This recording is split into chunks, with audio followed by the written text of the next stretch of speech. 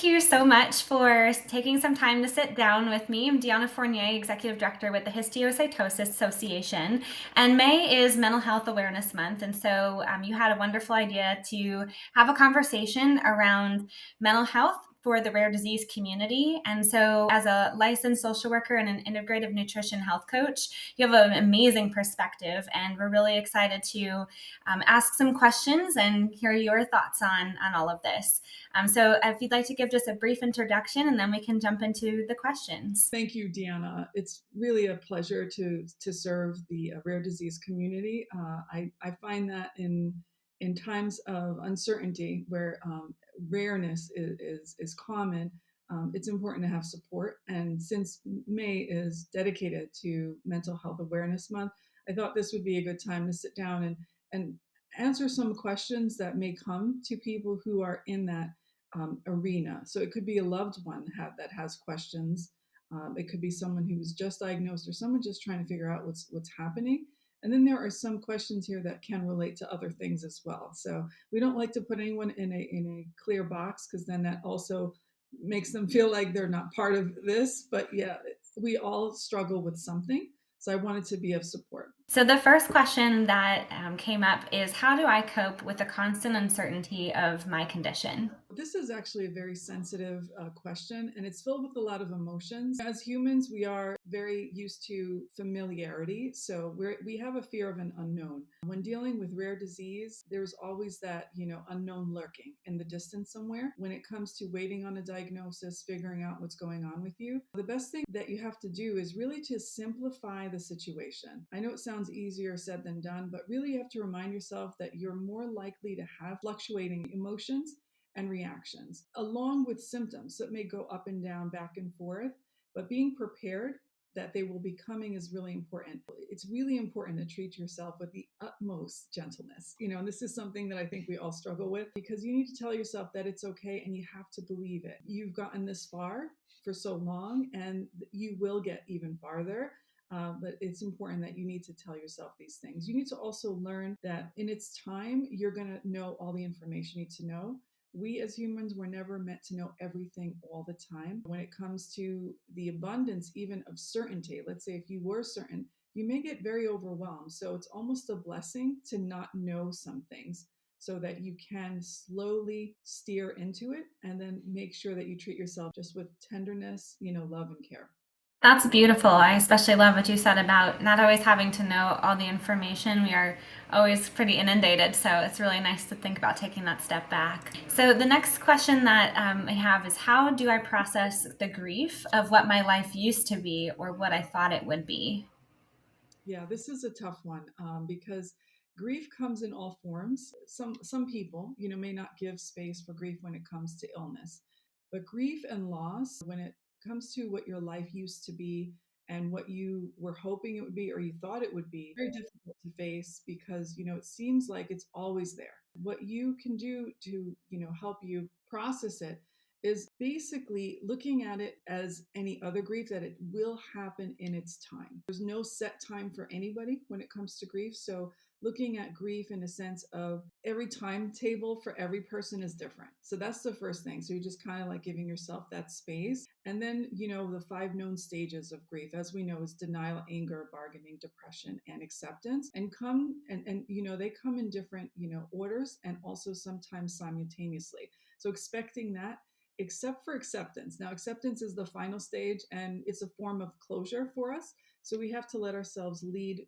towards that. To get there, you have to let yourself go through the other stages, and sometimes think about, like, if you were a runner at some point and you can no longer run in the way you used to run. What you can do is, let yourself go through the denial, the anger, the bargaining, the depression. If you find yourself craving to revisit that time, there are things you can do. You can find someone to reminisce with, have conversations just surrounded around that time when you were that runner.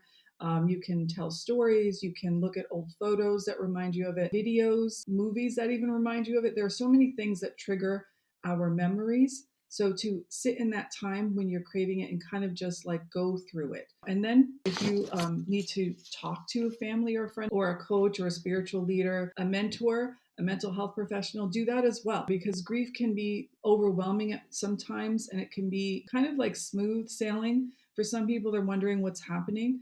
But even create a memory box for yourself. It's just yours. You can use a shoebox. You can put like letters to your former self, to your present self, what you're going through.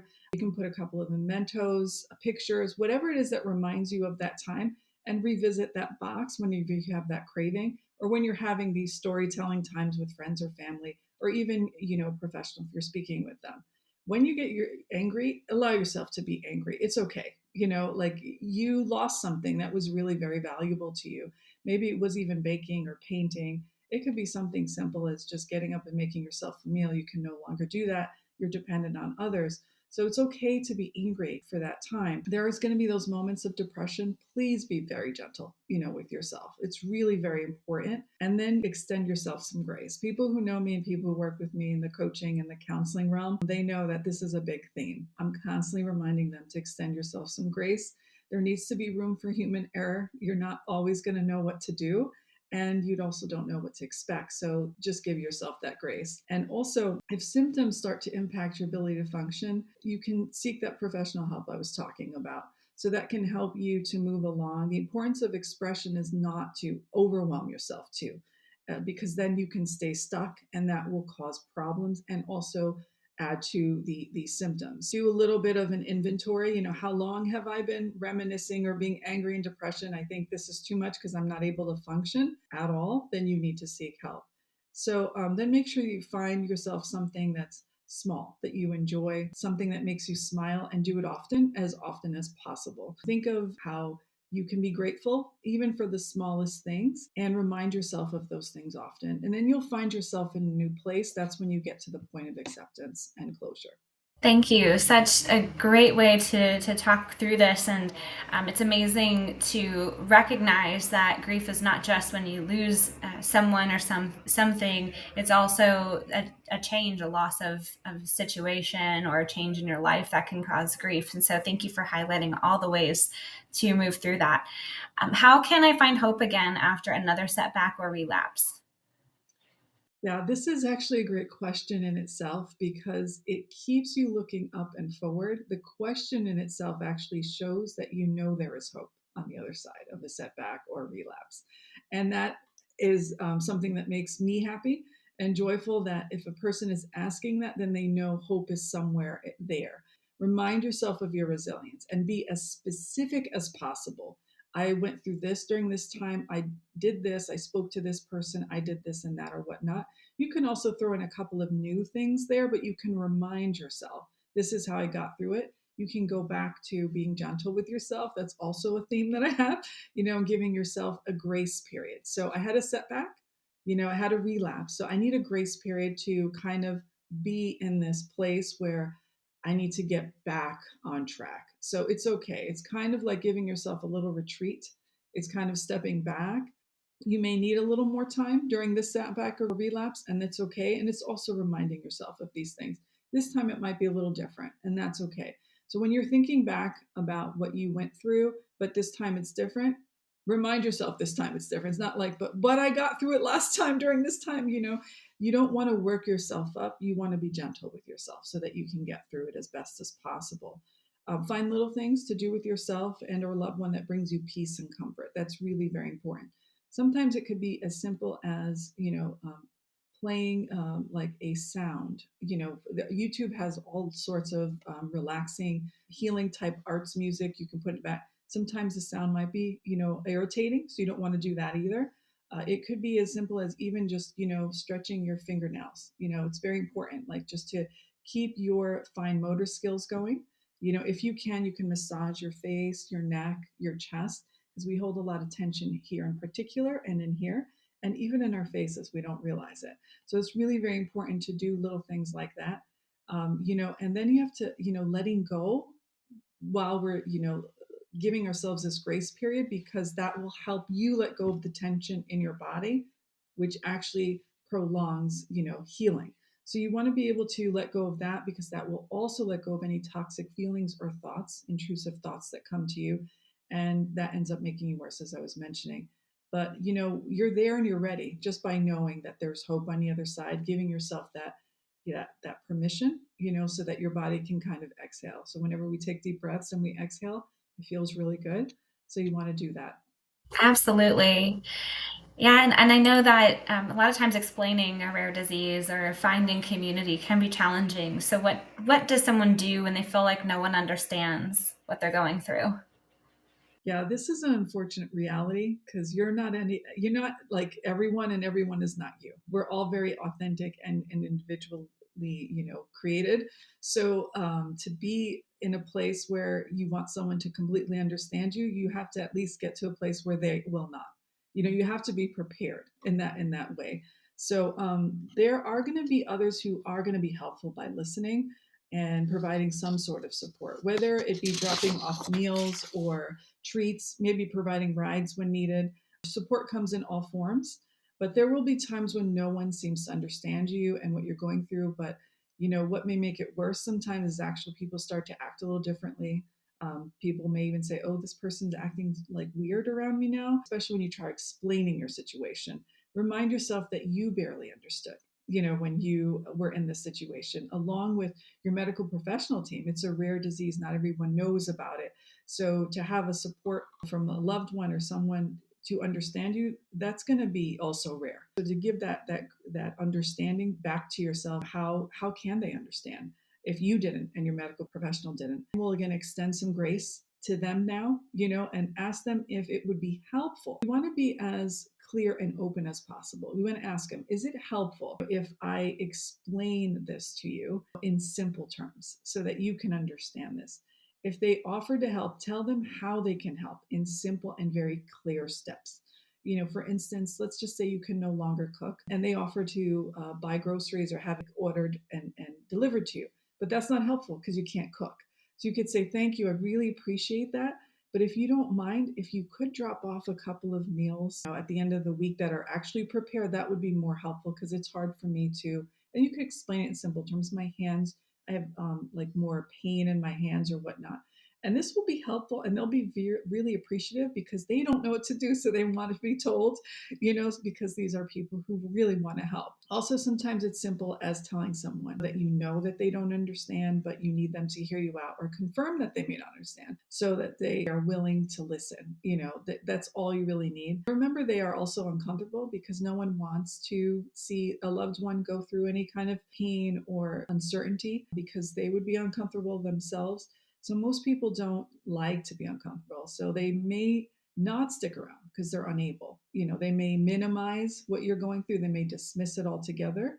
Avoidance might be their way to cope. So in times like this, I'm going to ask you to please do yourself a favor and avoid people like this. You already know who they are. They've already showed you who they are by things they have done or said with you and with other people. So their character's already there. You just want to avoid, upsetting yourself and also putting them in a position that makes them even act worse. We don't know. So keep things simple with them and remind yourself that they are limited. Find support with others that may be going through the same thing. Whoever's listening, the Histiocytosis Association has a peer-to-peer group, people going through the same thing, and it's been very helpful, for a lot of the members. I actually am a moderator. You're welcome to join that. You can reach out and let us know if you're interested. But when all else fails, find someone to speak with. It could be a coach, a mentor, a mental health professional, or someone in your life that will be able to listen with you. Absolutely. Community is so important, and even just having one or two people you can lean on is great. So reaching out, so important. Thank you. And how can I help my friends or family understand what I need emotionally? Yeah, this is actually as simple as telling them, but not be easy, because they may not be able to receive it, because they're limited in their capability, to provide what you need. So you can tell them simply, "I need you to listen to me." There might be people who will be triggered, just as simple as being someone who is going through something, whether it's a sickness or something else. They become triggered, and sometimes they may have been that person that's there for you all the time, may disappear all of a sudden. and you're hurt. You don't know what's going on. It's not personal. It's just knowing that they also are limited too. And so try to pick and choose who you tell and what you say to them. Some can handle more than others. And while others are more about like action steps, others are more about listening. Identify those people and choose what you do and how you say what you say to each of them. The action step people are those who are like, I need you to drive me to an appointment. I need you to drop off a meal. And that's pretty much it. And then there's other people who are like, how are you feeling? And they really want to know. Tell them. Be sure that, you give your loved ones like space to process. So you can always write things out. You can always record it and then distribute it. This will give you both time to express and process. Please don't set yourself up for unnecessary hurt by trying to seek emotional support from someone who cannot or is not willing to provide it. Again, we know who these people are. They have shown us. It's going back to the saying that Maya Angelou said, people show you who they are the first time, believe them, and then move on, because there are other people who can provide. We have to be real with ourselves and realistic with what has been happening, regardless of what we need in the moment. So it's more about, this is the realistic part. This is what I can provide, what I can get, so that you can support yourself. Wonderful. And I know making new relationships is also important. So, how might I maintain a relationship or make new friends when they don't feel well some or most of the time? Yeah, this is a very good and important question. It's a little difficult because we don't really know what your symptoms are, what's happening, but it's important to prepare yourself for the effort you may have to put in when you're not feeling well. Because to maintain something means to put effort. You have to put something in. You can't put it all on the other person. So there's going to be, first and foremost, where you need to tell those that you are in a relationship with that you may have some days that you don't feel well and that you won't be available or say as much, and have them prepared. But also remind them that they are in your heart and on your mind. You think about them, because it is a give and take. It's a relationship that goes back and forth. And we have to remember that even though we're going through something, their lives are still going on. So we can't begrudge them that. It's just unfortunate that some of us may be going through something more at the moment. So it's just reminding ourselves that we're in different places. And also, you can have like some text messages or emails prepared that you can send off randomly to let them know that you care, that you're in there, you want to know what's going on with them. Just updating them, even at a minimum, because you have to keep in mind, you have to care for yourself and what your symptoms are, what you're going through. You might be in so much pain for the next 2 or 3 weeks. That's okay. Just remind yourself that you have this, what you're going through, and you can explain to them, I went through this, whatnot. You have to prepare that you might not be able to have a long conversation, but you can have like a 5-minute conversation. So prep people ahead of time. I just want to check on you. I'm not able to really have a long conversation. Tell me what's going on. They ask you how you are. Keep that also to a minimum, even though you might have a long answer, because you're also caring for yourself. You're just checking in. This also goes for in person. You might have people come over or you go to them, but you know that you can't keep them for a long time or you can't be there for a long time, but you still want to see them. Preparation is key. You have to let them know. And then making new friends can happen in your support groups. They can happen anywhere, where you put effort. It's really where our meetup groups, there are social functions, people go to religious gatherings, grocery stores, libraries, things like that. Just explain to your new friends once you've had the connection made, so that you have this thing that you're dealing with. So there are going to be times where you might have to decline an invitation or whatnot, but you still want to keep the friendship. It's really important to let them know that you are interested in staying, friends with them and wanting to build the friendship, but your ability to keep it going may be limited for now because of what you're going through. You can also explain that you have a diagnosis. It really depends on your comfort level. And also, you're testing them out too and see how much they can handle. Because we were talking earlier about those who can handle what they cannot handle, because these are new people now. You may not be consistent on those days that you're not feeling well. Again, that's okay. And those who are meant to be in your life will be understanding and supportive. And those who are not, you really don't want them in your lives anyway. We don't want people who are going to add unnecessary hurt to us. Give them space to talk to. Again, like I said, their lives are going on. So they're going to need, that time to laugh and joke and whatnot. So do that, with your friends, because you also want a distraction. You don't want your life to always be about your diagnosis and what's happening with you, because that's a fine way to keep you down. And we don't want to do that. So invite someone over for tea. That could be short, 20 minutes, just prepare others, so they're not thrown off. Well, thank you so much. That's really great to know more about how to navigate those new relationships. Now, to switch gears and think about medical appointments, what do I do when I feel anxious before every medical appointment? This is really, really good for you to be prepared. So preparation is key when it comes to your medical appointments. Please find what relaxes you and do it before every medical appointment. Deep breathing has been known to reduce stress, along with smiling, finding something to smile about. Remember to look for something to smile about and quickly quiet the intrusive thoughts that come to you, and that may spiral you into a dark and a deep hole that you don't want to be in. So you don't want to tell yourself, well, this appointment is going to be really bad. It's going to have all of these negative connotations. You don't want to tell yourself that. A couple of days or a week leading up to the appointment, talk to someone, journal about it. And in that journal, actually, you can write freely. Just write maybe those dark and intrusive thoughts, write them and leave them there, because they're still there. So you just want to put them somewhere. And then you can actually move your body in some way. Try doing something to get your heart pumping for 15 minutes to release endorphins. We also know this as the feel good drug. It's actually the hormone that's released, but that's what we say. That's the natural feel good drug that we have that we can take advantage of. Not everybody can move, but if you can do that, if not, go back to the massages I was talking about within the face, the neck, and the chest. Move your hands. If you can move your arms, your legs, your feet, wherever you're sitting or laying down. Try to move. You want to get your organs healthy. You want to lubricate your ligaments in some way because you want the body to have its blood flow as natural as possible. Of course, there are days where you're going to have a little more pain than others, so seek the other things. Watch something funny. We live in this day and age where we can go on YouTube and look up old cartoons from our childhood.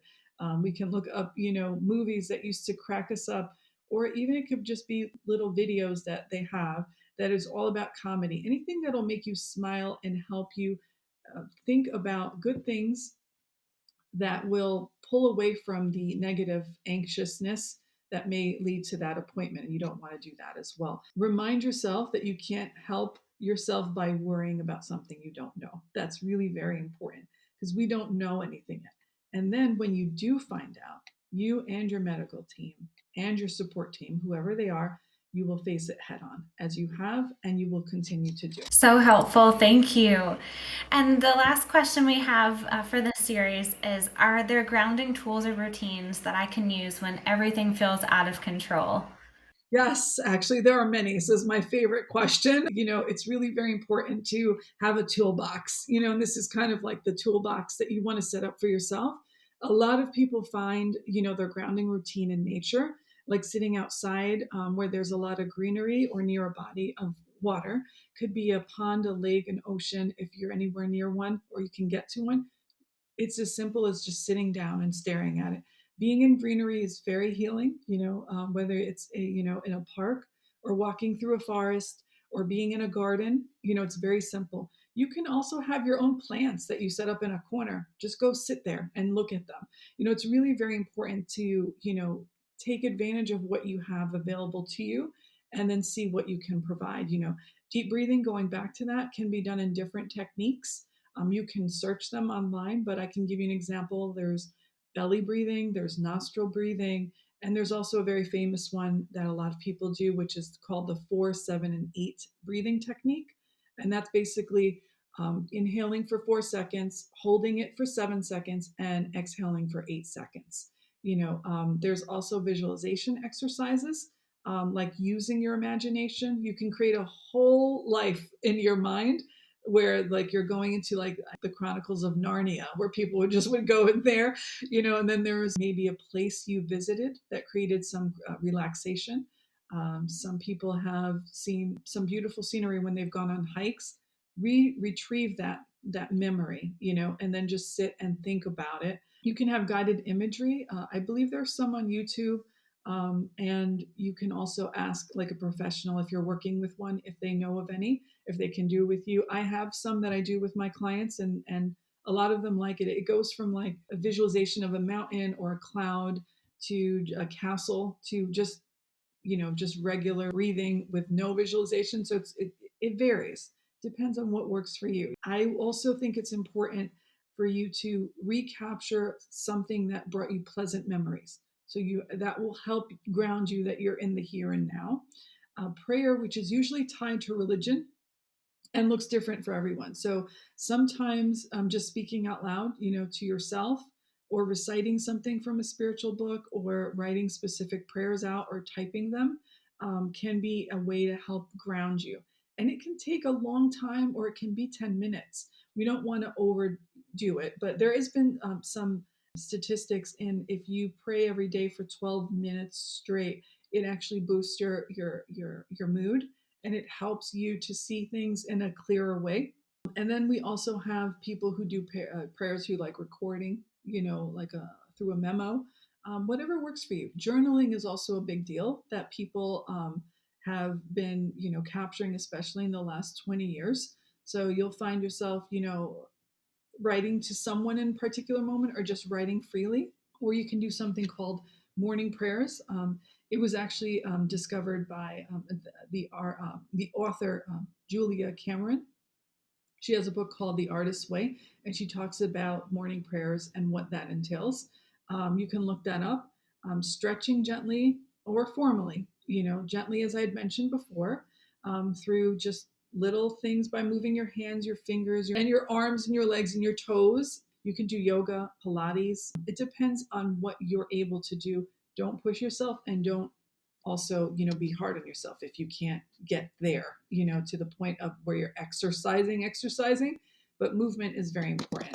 So with that being said, you can also look at things like cooking, painting, coloring. There are a lot of adult coloring books that became popular, I want to say, in the last 15 years. The movement of coloring, especially if it's a smooth coloring pencil or a crayon, can actually help your mind focus and relax.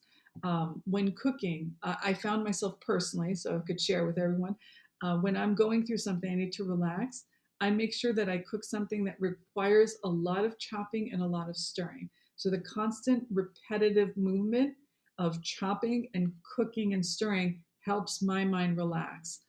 Painting is another way, where you're just, strokes, whatever it is. It doesn't even have to be like, it doesn't have to be a Picasso or a Monet. It just could be just something for you to express.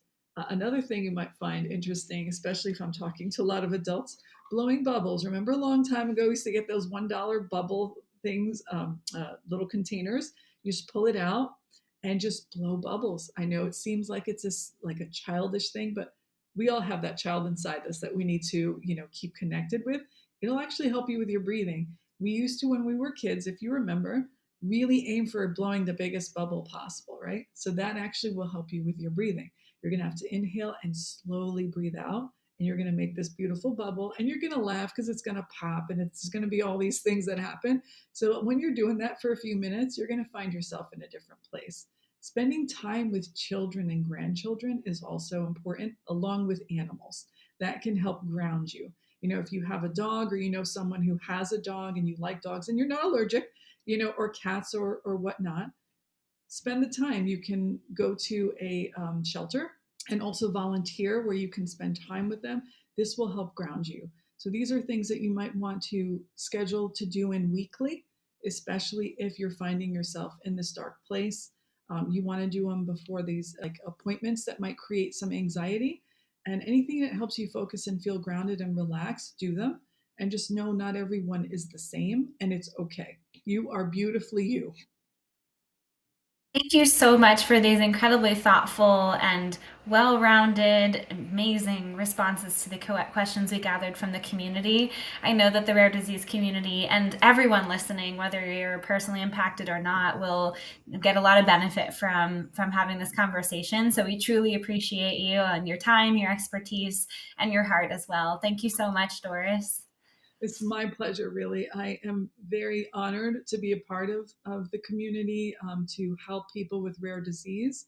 I really enjoy working with the peer-to-peer, group, and especially working with, those who are also committed to helping those who need the help. So it's my pleasure, and you're very welcome.